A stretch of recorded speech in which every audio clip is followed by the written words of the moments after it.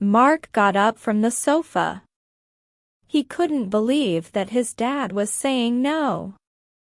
As a last resort, he turned to Mom. "What do you think?" "All I know about Gowan Park is what I read in the paper.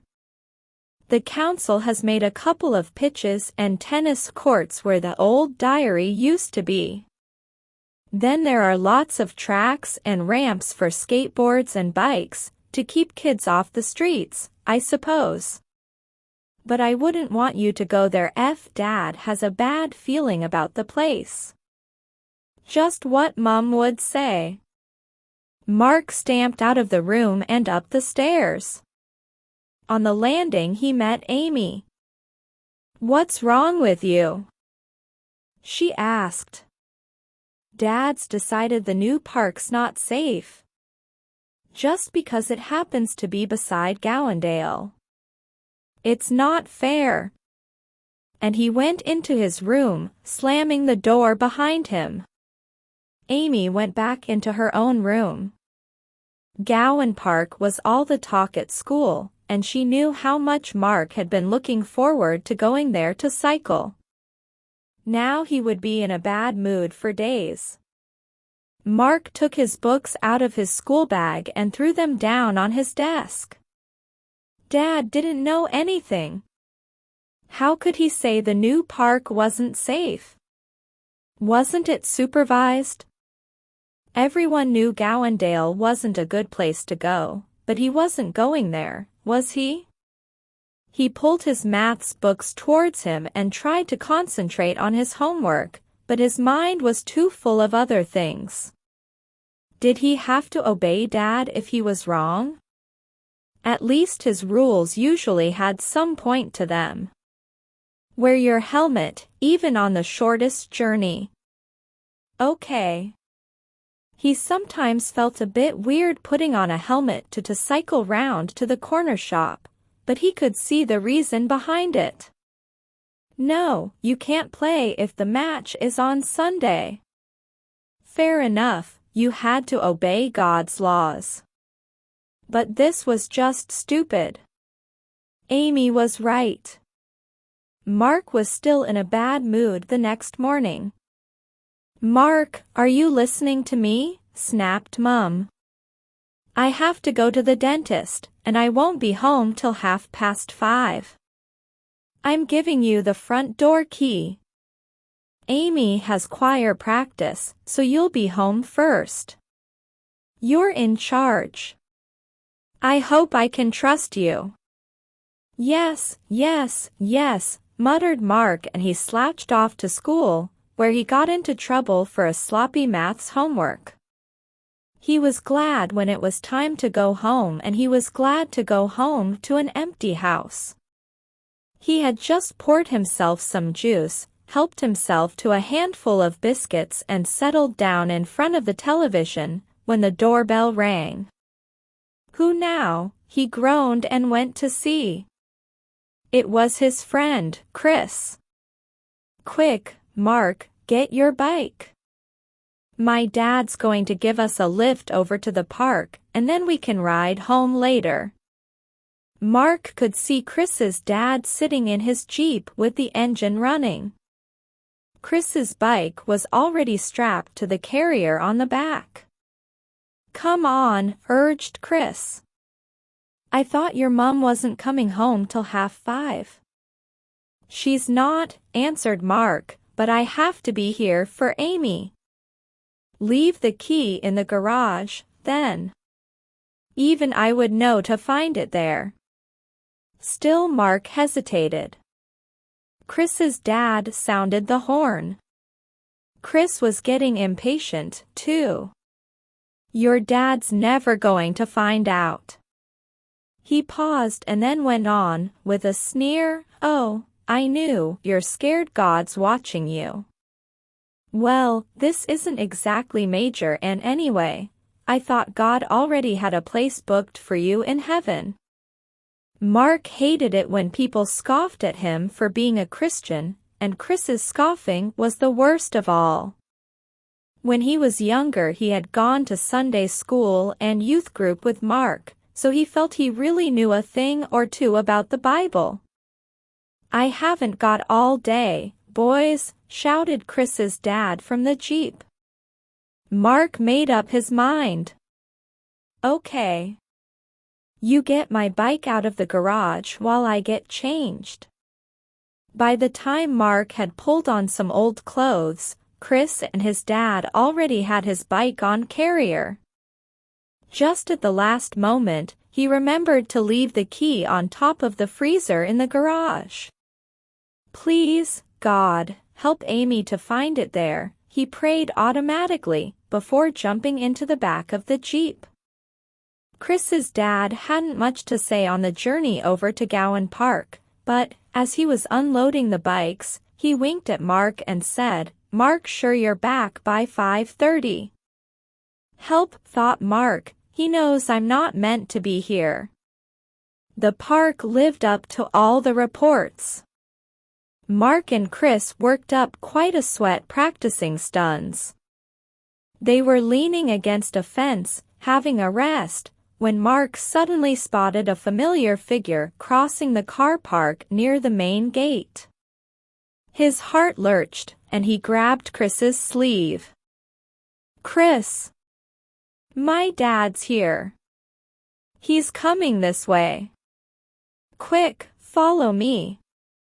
Chris cycled off at top speed away from the car park. Mark followed him over rough grass and then along a worn path leading to a gap which had obviously been deliberately cut in a high green fence. They squeezed their bikes through. "Where's this?" asked Mark. "Gowandale, of course," replied Chris with that sneer again. "You can take a shortcut through here and still be home before your dad." Gowandale had been a pretty place once. It was really a valley that had been left behind when the city had grown up all round about. A stream flowed between some very old trees, but the water was dirty and full of litter, and most of the trees had names or slogans spray-painted on them. The bikes bumped along over the tree roots on the steep path. Old newspapers and pages from magazines were strewn everywhere, and beer cans nestled in the clumps of wild garlic and nettles. Suddenly Chris stopped beside a huge tangle of brambles and pushed his bike through a small opening. Mark followed and found himself on a much narrower path, where the light hardly got through at all. "You're lucky to have me with you," said Chris. "That's my den, you know," and he pointed in the direction of an old carpet slung over some bushes. His den. Mark wanted to ask some questions, but it was hard work pushing the bikes through the undergrowth, and Chris didn't say any more. Quite suddenly there was the sound of traffic, another gap in the fence, and Chris was saying, "Turn right and stay on the cycle path all the way to Newton Crossroads. You'll know your way from there." Mark was a confident cyclist, and it wasn't long before he reached familiar streets. "Please, God, help me to get home before Dad," he started to pray, as he reached Sheldon Avenue, but then he had second thoughts. God was hardly likely to be on his side. After all, he expected children to obey their parents. The right turn from Sheldon Avenue onto Park Road was a tricky one. There was a sharp bend in the road to the left, and it could be difficult to see if anything was coming. In fact, if they were out cycling together, Dad always insisted on crossing 100 meters further up at the pedestrian crossing. No time for that today. Mark glanced to his left, saw nothing coming, and sailed out into the middle of the road. There was the loud blast of a horn, as a car whizzed past him, missing him by inches. The angry driver shook his fist, but drove on. "Thank you, God," said Mark out loud, and he tried to keep pedaling hard, but his legs had turned to jelly. He had never been so glad to reach home. And Dad's car wasn't there. He rushed round to the garage to put his bike away and noticed, with horror, that the key was still lying on top of the freezer. So where was Amy? Mark went into the hall to see if she had perhaps put a note through the letter box. There was no note, but there was a light flashing on the telephone. That meant that the answering machine had been left on, and there was a message on it. "Hello, hello," said Amy's irritated voice. "Mark, why have you got the answering machine on?" "Mark, I'm at Lisa's house, doing my project. I'll be home by 6. Make sure you tell Mom." Bye. Wonderful. Amy would never know he hadn't been at home. Everything was working out beautifully. A little voice in his head reminded Mark that everything had worked out beautifully for Jonah, too, when he was disobeying God. No one came home till 6 o'clock, and then everyone arrived at once. Mum was hassled, because her mouth was numb and she was late and had been worried about the children. Dad was very pleased with himself, because he had hit on the idea of bringing in fish and chips to save Mum from having to cook after her ordeal at the dentist. Amy was getting cross, because she wanted everyone to look at her Viking project and nobody was. Usually Mark loved fish and chips, but he didn't feel like them tonight. The family had only started eating when Dad brought up Gowan Park. "I owe you an apology, Mark. I got out of work early this afternoon and went to have a look for myself. It looks perfectly safe. A better place for all those stunts than the street. So I'm happy enough for you to go there. But remember when you're cycling home to cross Park Road at the crossing." Mark nodded. "Thanks, Dad," he mumbled. Mum was annoyed. "Mark, I think you might have a bit more to say to Dad, after him taking the trouble to go and have a look and then admitting to you that he'd made a mistake." "Thanks, Dad," said Mark again, and he tried to sound more enthusiastic this time, but the park had already lost all its appeal. He was glad that the rest of the week was busy, and he had no opportunity to go back. On Friday evening Dad announced, "I've got 2 tickets for the motor show tomorrow. Do you want to come, Mark?" Mark said nothing. He was interested in cars and he knew the show would be great, but he couldn't face a whole day alone with Dad. "Sorry," he said at last. "Chris's dad said he'd take us fishing." He couldn't help noticing how hurt Dad looked. Amy, who had been listening in, piped up, "Why do you want to go fishing with Chris? Last time his uncle spent the whole day moaning at you two for making too much noise." "I'll come with you, Daddy." Mark slept badly on Friday night. Chris had warned him to be ready early on Saturday morning if he wanted to go on the fishing trip. There was no one about as he set off, carrying his fishing rod. At Chris's house all the curtains were still shut. Mark went round the back.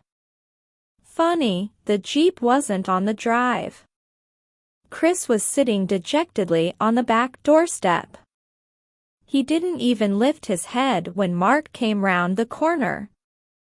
"What's up?" asked Mark. "Uncle Sam didn't want to take us. My dad didn't even try to persuade him. I hate them both." Mark sat down beside Chris. He felt angry and disappointed. What were they going to do now? After a while it became clear that Chris intended to sulk for the rest of the day. "I'm off," said Mark. It wasn't until he was almost home that Mark remembered that he could have been at the motor show. He started to jog. If Dad hadn't left yet, maybe he could still go, or maybe Amy would even give up her place for him. Too late.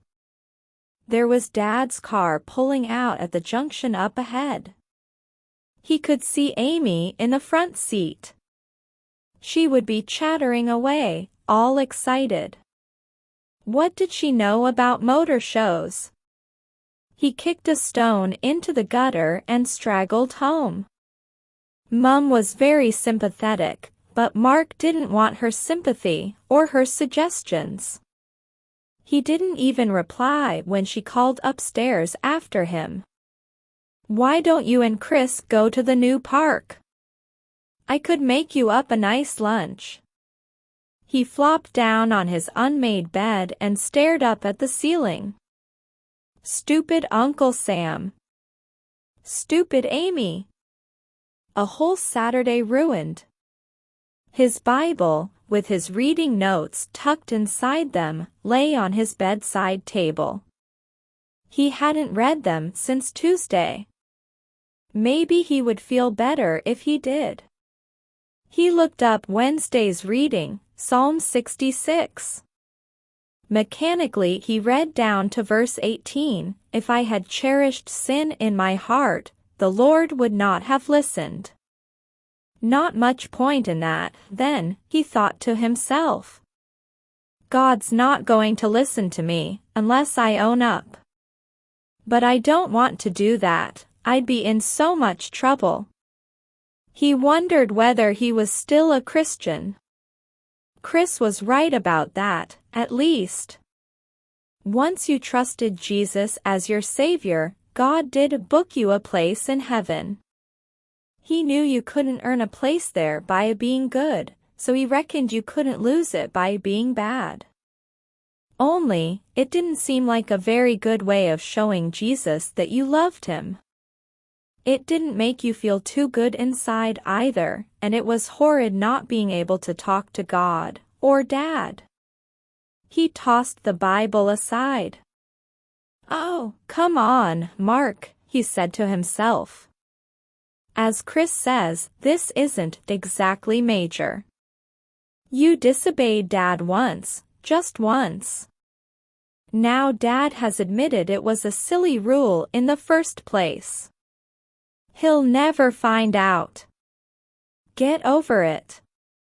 What he needed was something to take his mind off things. His eye fell on a box in the corner. It was an old shoebox which had been covered with pictures of cars cut from magazines. Mark had made it years ago. Inside was his collection of toy cars. It had been ages since he had looked at them, but he took them out now, one by one, and examined them carefully. There was the MG Dad had bought for him the first time they had gone together to the motor show. I could have been there today, he thought again. Mark would not have been too pleased if he could have heard Mum talking to Granny on the phone later in the afternoon. Poor Mark. He spent the whole day up in his room, playing with toy cars. He has them lined up all over the floor the way he used to do when he was little. He certainly wasn't too pleased with Amy when she came home with a newly acquired expertise on cars, bursting to tell him all about every single one she had seen. Dad was sorry about what had happened to Mark. After dinner, he offered to cycle over to the new park with him. Mark hesitated. He couldn't go there with Dad. Dad would be sure to find out that he had been there before. Maybe that would be the best thing that could happen, he thought, but he said, "I'd rather just go on our old route." Dad looked slightly puzzled, but he agreed, and they set off. Mark was glad to be out with Dad again, and when you're cycling you don't have to talk much. It was beginning to get dark as they arrived home. "Look, Dad," exclaimed Mark. "There's a police car at our house." "Might not be for us," said Dad, but Mum opened the front door as soon as they reached the gate and beckoned to them to come inside quickly. Two policemen, one very young and the other a lot older, were sitting in the front room. They wanted to speak to Mark. "Don't worry, son," began the older policeman, whose name was Sergeant Martin. "You're not in any trouble. It's your friend, Chris, we're worried about. As far as we know, he's not in any trouble either, but his mum's up the walls about him. He went away at 11 o'clock this morning, and she hasn't seen him since. She told us you were a friend of his, and we were wondering if you might have any idea where he could be. Sometimes friends know those sorts of things." In a flash Mark saw the old carpet slung over the bush in Gowandale. "That's my den," Chris had said. "That's where he would be." Mark looked down at his feet. He could feel a red flush creeping over his face from the neck up. "Come on," said the younger policeman. He was P.C. Burrows. "If you know anything, you're obliged to tell us." Mark glanced up at Dad. "Perhaps it would be better if we spoke to the lad alone," suggested P.C. Burrows. Mark felt himself getting even redder, with indignation this time. They couldn't send his dad out of his own sitting room. "I think he could be in Gowandale," he mumbled. "Speak up, son." "You've nothing to be scared of," said Sergeant Martin. "If you only knew," thought Mark, but this time he spoke out quite clearly. "He has a den in Gowandale." There were more questions. "Could you show us this den? Has he just told you about it, or have you been there?" This was it. "I've been there," he admitted. Sergeant Martin sprang into action. He was talking to Dad. "Right, if this lad has a den in Gowandale, that's probably where he is. It will soon be dark and Gowandale is no place for a youngster to be on his own on a Saturday night. We could spend hours searching for this den, but Mark here could take us straight to it. With your permission, we'll take him over there now. Would you mind coming to collect him later?" Sometimes a runaway isn't too pleased about the help his friends give the police, so it might be better if Chris and Mark didn't meet up tonight. "Mark, you up for this?" Behind him were Mum and Dad, no doubt discussing the whole affair and feeling cross with him. Ahead of him was Chris, all alone in Gowandale. Who knew what might be happening there? But, for the next few minutes, Mark was determined to enjoy his ride in the police car. He listened to the messages coming in on the radio and wondered whether any wicked criminals had sat where he was sitting now. Pity they didn't have on the siren and blue flashing lights. Gowandale in the dark was very eerie, in spite of the policemen's powerful torches. Mark only knew one way to the den, so he led the policeman through the gap in the fence and down the rutted path by the stream. It seemed so much longer now than when they had been flying along on their bikes. There were some scufflings in the bushes, and Mark had the feeling that they were not quite alone. P.C. Burrows made some remark about it, but the sergeant just said, "Let's concentrate on this tonight." It was hard to find the path through the brambles and even harder to find the piece of old carpet that covered the entrance to Chris's den, but eventually Mark got there. Sergeant Martin lifted the corner of the carpet and looked inside. He came back to where PC Burrows was standing with Mark. "He's in there okay," he said. "Huddled up in a ball and looking terrified. I'd say he'll be glad to be rescued. You stay with Chris and I'll get Mark back to his dad." Sergeant Martin had got his bearings. He knew how to slip down to the lower gap in the fence and get onto the main road. He asked Mark to phone his dad on his mobile and get him to meet them there. While they were waiting, he chatted to Mark. "You did a good job tonight. We'd have had a hard time finding that den without you. But give Gowandale a miss in future. It's not a good place to be." Just then Dad's car drew up, and Mark hopped into the front seat. The sergeant leant over to talk to Dad. "We found Chris, and he's all right. That's a good boy you have there. You can be proud of him." "Oh, I am," replied Dad. "I don't see how you can be," said Mark as they drove away. Dad sighed. "Well, I am, Mark. I'm proud of you just because you're my son. And you did well tonight. But I'm not too pleased about this Gowandale business. You'd better tell me all about it." So Mark told his dad the whole story. Dad said he was disappointed in him and completely banned his bike for a fortnight. That hurt, but Mark knew it was fair enough. Mark said he was sorry and he meant it. It felt good to be right with Dad again. "Don't forget to put things right with God, too," Dad remembered him as he went up to bed. After praying for forgiveness, Mark caught up on all the Bible readings he had missed. Friday's was Psalm 32. He read verses 3 to 5 over twice. "All week I've felt just like David did before he confessed," thought Mark. "It's good to know I'm forgiven now.